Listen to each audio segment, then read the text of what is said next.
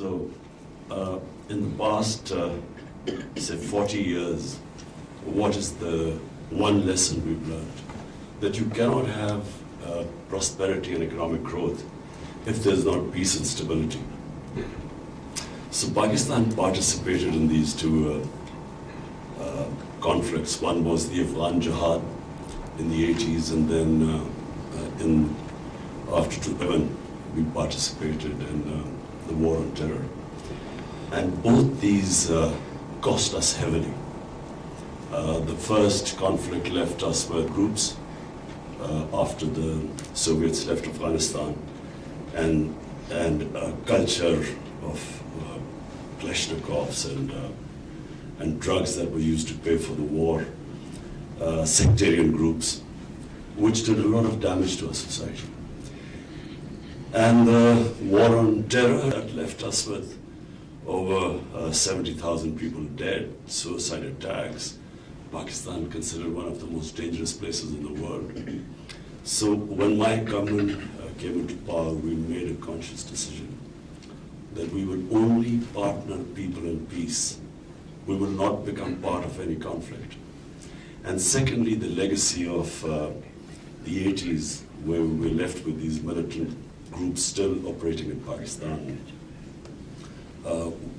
This was the first government that has now disarmed them and tried to rehabilitate them. So, as a result of this, the first benefit Pakistan had is in tourism. Pakistan is probably one of the most, in terms of tourism, one of the most undiscovered countries in the world. It has one of the oldest civilizations, the Indus Valley, 5,000 years old. It is, in terms of a country which is sacred, which has sacred places for 4 religions: Hinduism, Buddhism, the center of the old Buddhist civilization, and then Sikhism, and then of course Sufism. So all this potential was untapped. Then it has the one of the most undiscovered mountain areas. Half of the world peaks, over 24,000 feet, are in Pakistan. So, so the first impact was that tourism doubled in 1 year. It doubled. It was named, Condé Nast magazine named it as the most exciting tourism destination, and the British Backpackers Association, they sort of named it as the top destination. And we believe that in tourism, Pakistan can collect a lot of revenues, especially foreign exchange. When we assumed power, the biggest problem was our current account deficit. So the shortage of dollars meant that the currency was sliding. So number one impact on tourism. Then the next thing was investment.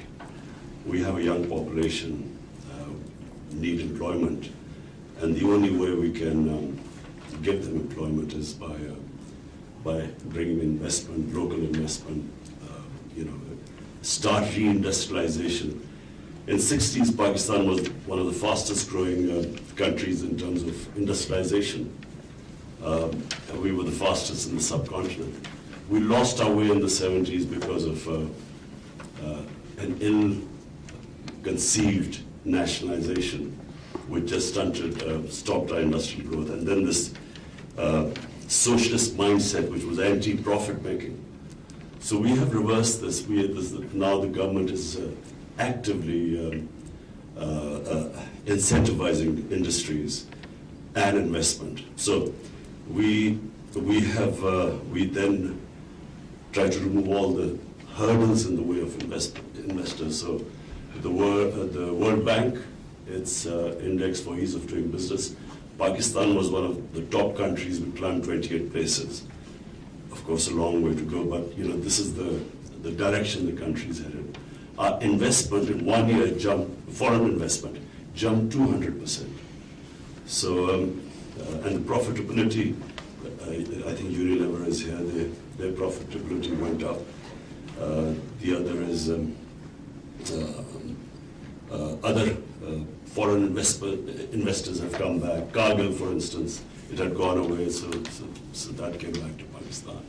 So the whole idea is to now incentivize businesses, industry, remove hurdles in their way, change the mindset from the socialist mindset, which was envious of profit making, change it to the more people make profits, the more investors come to your country. And to ensure that we do not go back into the days of, when you have conflict, we have played our part in trying to avert the conflict between Saudi Arabia and Iran, which would be disastrous for Pakistan. So Pakistan played its part there. We are now working actively with the Americans for peace in Afghanistan. So there are good signs, there's a chance of ceasefire in Afghanistan. Very important for us because that opens up the economic corridor from Pakistan to Central Asia.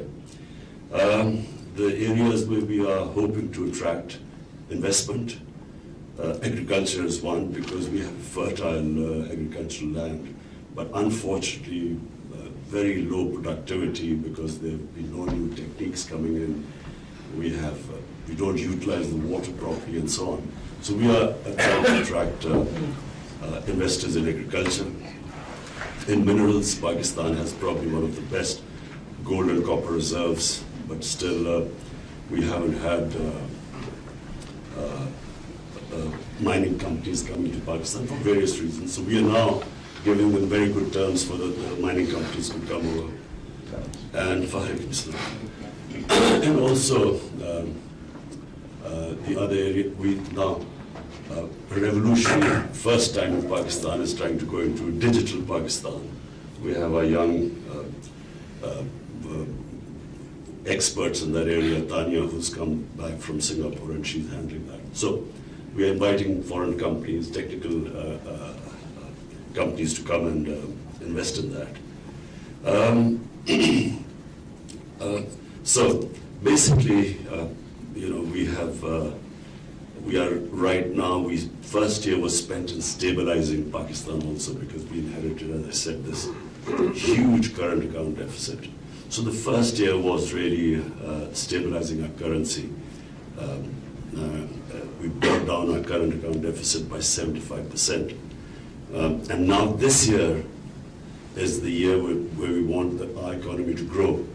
And we need growth because obviously we want to provide employment. We have the second youngest population in the world, so we need to, the economy needs to grow. So we are doing everything possible to attract investment, make it easy for our local industry to invest, giving them incentives. And as I said, it's the first time since the 60s that a government is consciously now planning to help its industry grow.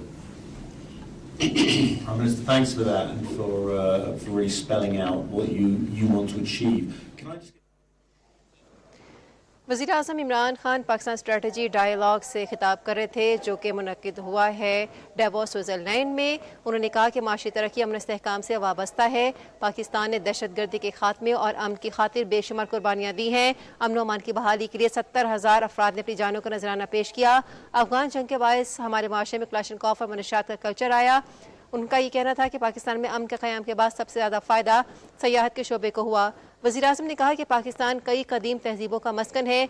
सियाहत को फ़रोग देकर मुल्की मईशत को तरक्की दी जा सकती है और हमारे यहाँ ज़राअत में सरमायाकारी के मौक़े हैं जिनसे इस्तेफ़ादा करने की ज़रूरत है। हुकूमत संभालने के बाद तिजारत और सरमायाकारी के दरमियान जो हाल रुकावटें थीं उनको दूर किया। That left us with over 70,000 people dead, suicide attacks. Pakistan considered one of the most dangerous places in the world. So when my government came into power, we made a conscious decision that we would only partner people in peace. We will not become part of any conflict. And secondly, the legacy of the 80s, where we were left with these militant groups still operating in Pakistan. This was the first government that has now disarmed them and tried to rehabilitate them. So, as a result of this, the first benefit Pakistan had is in tourism. Pakistan is probably one of the most, in terms of tourism, one of the most undiscovered countries in the world.